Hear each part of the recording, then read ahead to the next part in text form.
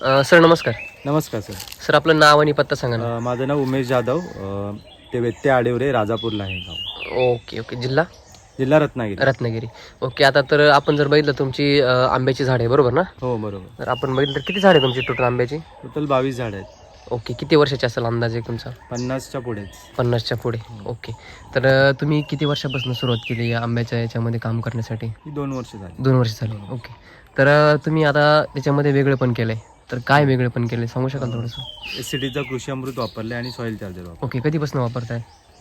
गेल्या वर्षी वापरलं होतं, ह्या वर्षी पूर्ण बेसल भरलेलं त्याचं. ओके. बेसलोच भरला होता. काय बदल जाणवला झाडामध्ये तुम्हाला?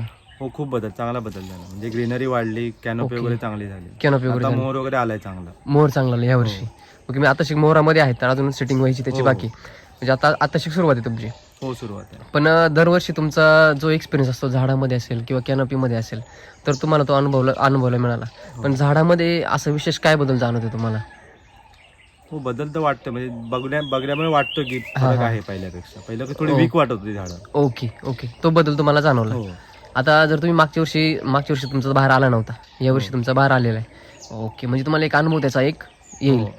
ओके चालेल. मग आता तुम्ही कृषामृत किती टाकले एका झाडाला? एका झाडाला 20 किलो पकडा. 20 किलो कृषामृत एका झाडाला टाकले. त्याच्यासोबत बाकीचं काही दिले आपण? बाकीचं काही नाही, सॉइल चार्जर दिले फक्त. Okay okay. म्हणजे सॉइल चार्जर आणि कृषामृतचा तुम्ही वापर कृषी केलाय तर झाडामध्ये तुम्हाला बदल हो दिसत आहे. ओके. Thank you sir. नक्की.